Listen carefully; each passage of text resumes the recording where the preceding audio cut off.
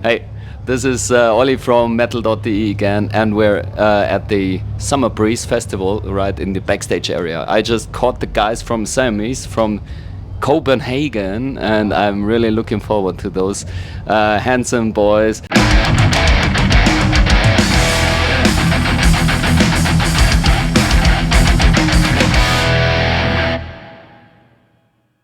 Hey guys, Hi. Joachim, Andreas, Siamese. I'm glad to meet you guys. Good to see you, Oliver. How are you today? We're good. We are very highs, you know. It's a hot day out here at Summer Breeze, but yeah, we had a nice ride down here and looking forward to play. So yeah, we're good. Yeah. My first time at Summer Breeze, Siamese was here 2 years ago. Yeah. I had food poisoning the last time, so hopefully no food poisoning this time. Fingers crossed. Yeah, playing the Vera stage tonight, and yeah, looking forward to it. Your thoughts on this festival, because many people say it's so special because of 160 bands and many genres and all that together. What are your thoughts on this festival? Like during the day, I'm right now thinking about crowd control. Do we have enough, you know, space where people can go in the shadow? That's my main concern right now. Yeah. No, but I'm like so many great names on the roofs that like it's really yeah, it's nice to be a part of. Yeah, for sure. How many people are at the festival? Do you know? Oh, Like now 40, you changed the interview. I really don't. I think about 80,000 people or so. Really? Yeah. Okay, it's just awesome that so many people can get together for kind of the same kind of music, I guess, and it's just everyone is just there to enjoy music. It's like everyone is really into the music, and it's you can really feel when you come down here. It's such a community, and it's a good atmosphere. Back in the days, you started the band under the name Siamese Fighting Fish. That sounds extremely cool in my ears. Okay. Why did you change the name right into Siamese? Well, first of all, I agree. Siamese Fighting Fish sounds super cool, but every time people had to say it, they were like kind of stumbling over the words anyway. So it ended up being people just shortened it and said Siamese when they wanted to talk about us. And then also we had like a period in the band where like a lot of things were shaken up. The old drummer, he was actually kicked out, and the music kind of... Actually, when you joined the band, exactly. they changed the name. Yeah, so because the music was kind of switching direction as well. We had a new band member, me, and I think we were just like, maybe right now it's time to actually kind of like underline the changes. Yeah, it's kind of like a new chapter in the band, and just shorten the name. Yeah, as Joachim said, everyone that knew us just called us Siamese anyways, so just make it a bit easier for ourselves and for people, and yeah, I think we're pretty happy with making it a bit shorter. And it's easier, you know, graphic wise, to make it nice looking, only Siamese. But the fun thing is, as you were just saying now, people are actually like, you were used to call Siamese Fighting Fish? That sounds so cool.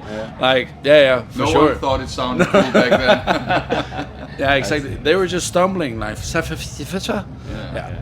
But yeah, so that's why, I guess. And then we were like, we can always change it back if it's too, yeah, if it doesn't have the ring to it. But yeah, the band started evolving with the change of the name as well. So I guess it's we're pretty happy with the change. Yeah.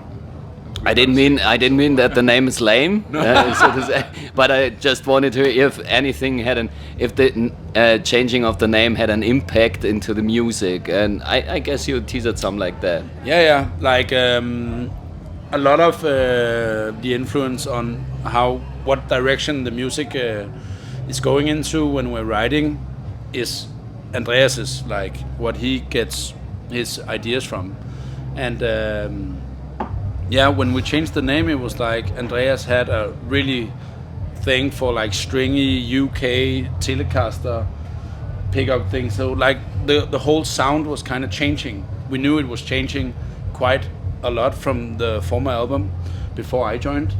I don't think it has a lot to do with the name, but No. but it's It was just emphasizing the change, definitely in the mood, in the vibe.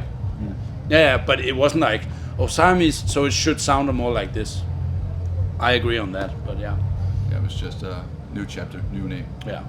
You've just released Elements, your new record. If you had to describe the music on this record by using just 3 keywords. Should I go? I think you should go. I would say a hope, modern, fresh, and aggressive. That's, I think, that was kind of what we were aiming for. Our last album, Home, was a bit more like a bit more dynamic and a bit more album. We're gonna make like very like quiet parts and like intricate ballads parts and stuff. And I think this album is just like in your face. So I would say, hopefully, yeah, modern, fresh, and aggressive, or something in that area. I would say. And you start the record, the first song, right, with a punch in the face. You had a collaboration with French metalcore, 1056. What is the story behind that? Well, it's quite funny with that song, The Shape of Water. It was originally written for Bring Me the Horizon, and I had a friend that was co-writing with them at the time, and he asked me, can you write me some riffs? And I don't know how to just write a riff, I just make a whole song basically. And I just sent it to them. They actually heard this stuff. I sent a lot to them. I really wanted to like make it happen, but they ended up not using it. And of course, I played it for the other guys in the band. And yeah, Shape of Water, we kind of turned it into our own thing. I totally forgot your question now. What was it? The setup with 1056. Oh yeah. And when we finished when we finished the song, we were just thinking features. It was a good song, like the first single for the next album. It would be nice to have a feature on it. And Mirza, our singer, he was working with the guys from the band, like 1056, already. So it seemed like a natural thing to try and make happen. So, and I'm really happy with the result. So. I must say, with all that gatekeeping in the heavy metal scene, not everybody would agree to the statement that you only play harsh metal and rock, even heavy metal. To be honest, there are some arrangements they are far away from metal in my ears, but it's a positive thing. Don't get me wrong. Where are your musical influences at all? I think, well, at least for me and for like also actually general in the band, we're like looking so much forward to anything else than metal. Also, like obviously we know all the 80s, 90s, zeros and 10s metal bands that you have to know. We enjoy going to their shows as well and see them and get influenced by them. But like me and Andreas, actually, we bonded super much over a Swedish pop singer called Veronica Maggio, who was doing like 50s pop mixed with like, new electronic stuff. Joachim is my like new music pusher. Yeah. So it has nothing whatsoever at all to do with metal or rock.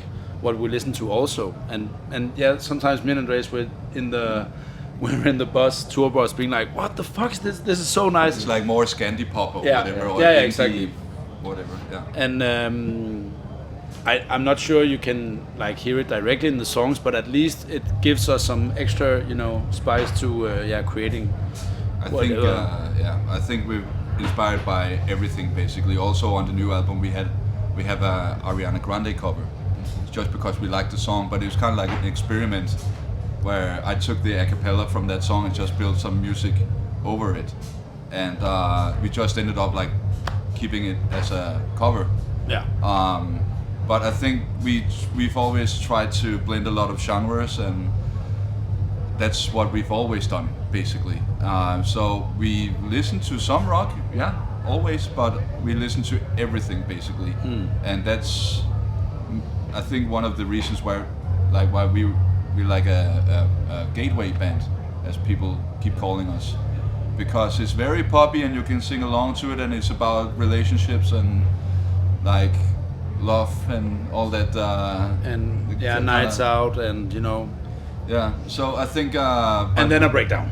Yeah, when we started doing that more and more, so that's always fun to play. But I think you can, when you listen to our music, you can kind of hear it's not only rock that we listen to. We listen to house and classical, and it's everything is in there, basically. And the main subject in lyric-wise is more stories from the life, as you said. So, but there are current things happening in the world. Do they have an impact on your music style because it's aggressive music? Is it kind of a mental or so? I think it would be a bit far-fetched to say yes to that. I think we would have made it aggressive anyways.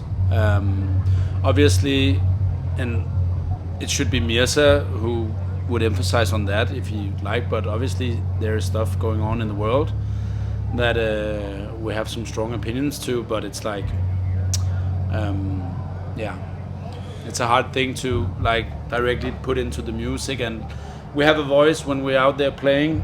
We like to comment on stuff, but it's not directly readable in our music. Well, Mirza and me, we write all the lyrics together. That's kind of a new thing since the last album, and we try not to be too preachy. That's very hard to make that work for us, at least. So like big worldwide, like global issues and stuff, I think we try to be more like look inwards when it comes to writing lyrics. We have a couple of songs where it's a bit more critical of like something outside of ourselves, but we try to just be a little bit humble, I would say, theme-wise. The new album is like almost accidental what the songs are about. It's kind of like, okay, you kind of just follow the flow a little bit when you write the lyrics, and it's like, oh, this phrase is cool, and then somehow it turns into like a whole theme, but it's kind of like in that order in this, like on this album at least. So it's we try to just do the same thing with lyrics as we've always done, just sing about what happens in our lives and our friends' lives and stuff like that. Yeah. Sometimes it's good to play music and have fun and all. I must say. I would also say like the development of like getting more aggressive is just more fun to play live. And we can also see, like, even on the streaming numbers, not to be like that like cynical or anything. Fuck off. You got a new friend. Like we've done some ballads on the other records, and it's people. We've always done what we wanted to do, but we can also see, like, we don't want to play the ballads live. It's very rare that we play the ballads live, and people don't really listen to them like that much on Spotify. It's like, now we made an album, like 10 songs that are fucking hitting you in the face like every second. So it's just more fun, and we are a live band. That's the main thing. So let's just write something that's fun to play live, and I think we did that. Yeah, and especially the past 2 years, we've been touring a lot, playing a lot, but it's festivals. You have a slot from 30 to 50, maybe 1 hour, but around that. So you don't wanna spend some time on a ballad people don't know for your own sake. It's like you want to put out the energy that people are there to get, and obviously we build a dynamic set. We love the big, vibrant, beautiful spots, places in the songs, but you know, we're there to. It's kind of like when a DJ goes and tests his new tracks. How does the audience react? And I think we got that element a little bit more into the songwriting. Yeah. That's why we do breakdowns in all the songs. Oh my god. So, yeah, It likes you. Are there some kinds of electronic stuff or arrangement you would refuse to be on a Siamese album in the future? Or are you experimental band? Genre-wise, or No, instruments you're using or electronic arts and that There's stuff. no thing that we wouldn't try out, yeah, I would say. I agree. Right? It's just trial and error a lot of the times, because the last 2 albums I think I've written like a little bit over 100 sketches, and that's a lot of shit. And it's also with, you know, failed attempts to take a certain genre into the Siamese universe, and it's a lot of failed tries, I would say. Yeah, like but imagine sometimes Andreas sends out something and we're like, whoa, what planet that's is weird. that from? And then suddenly there's the home intro, there's the home riff from last album. We're like, how, what? But that was like an accident. That Yeah, was, exactly. Like there it was. Like, yeah, you nailed it completely. What the fuck happened right there? One of the best advices I've ever gotten, like songwriting wise, was you have to take your mistakes seriously. Yeah. That was, I think my godfather told me that. He's a musician too. And it's like, when you do something, that was a mistake, but it sounds really cool. It's usually those times where it's like something maybe really that's good is it. happening. Yeah. And that was the case with that sound thing in that song, and that just started the whole direction for Siamese, basically. It's like, okay, we're going this way now. Yeah. Cool. So that's why we would never refuse to try out anything, because There are no... I think you need a lot of bad ideas to get to the good ideas sometimes. Yeah. At least we do. So, I would say. Hey guys, I think that's a good bottom line, and I'm really looking forward to see your show. And hopefully you can stay awake. Yeah. I It's a think late one. I will. 1:30. I will. And tomorrow I have a day off, so Okay, that's no perfect. problem for me. See you And there. I wish you all the best for Siamese, and you're really, really nice guys. Thanks for having me. Thank you so much. Thank you. The famous last words are yours. That's all. Well, That's all you, man. yeah. Just I've been preparing this like for a lot of 19 hours. years. 19 years finally. You know, I wouldn't have been here without Andreas and all the rest of the guys. So thank you for that. And yeah, That's sweet. we're looking so much forward to play tonight. It's gonna be great. See you in the mosh pit. See you.